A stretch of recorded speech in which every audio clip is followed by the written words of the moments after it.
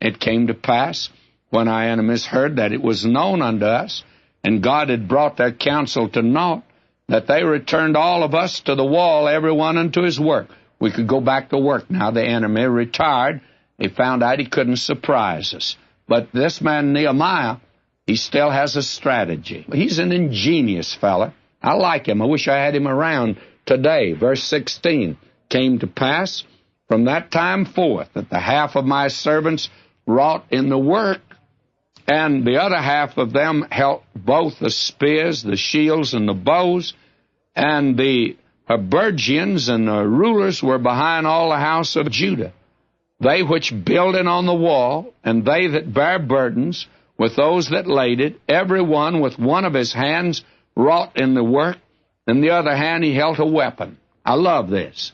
One hand he's got in it a trowel to build. In the other hand, he has in it a sword to defend himself. Now, these are the two weapons or instruments that should be in the hands of the believer today.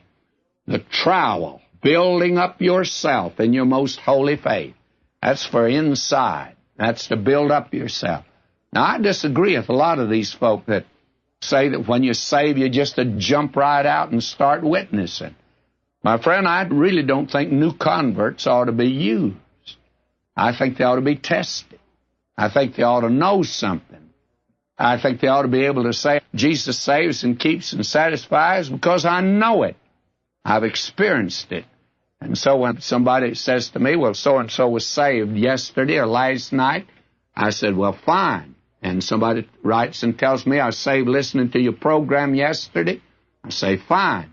But let me hear from you in a year from today, or 2 years from today. That'd be important. You see, we need to be built up. The trowel needs to be in our hands.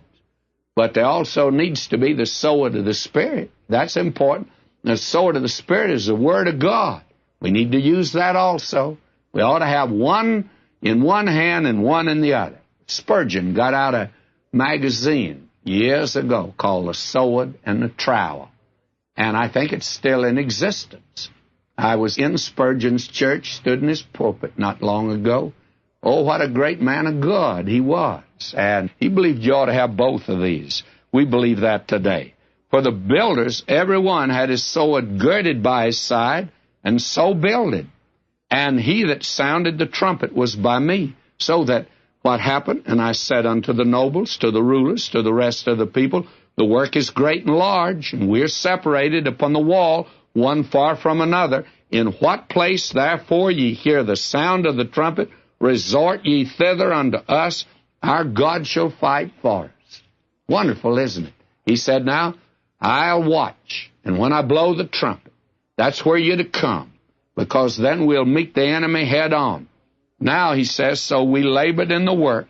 Half of them held the spears, from the rising of the morning till the stars appeared. I don't know what union they belong to, but they sure work longer than 8 hours from the rising of the sun till the stars appeared at night. Believe me, they were tired and weary in the work of the Lord. Likewise, at the same time said I unto the people, let every one with his servant lodge within Jerusalem, that in the night they may be a guard to us and labor on the day. Now, those that had come from afar, like the men down in Jericho, he said, now you stay right here, close by, because we want you to be ready to guard at night. So neither I, nor my brethren, nor my servants, nor the men of the guard which followed me, none of us put off our clothes. And I'm just about ready to say to Nehemiah, boy, I bet you got dirty during that time.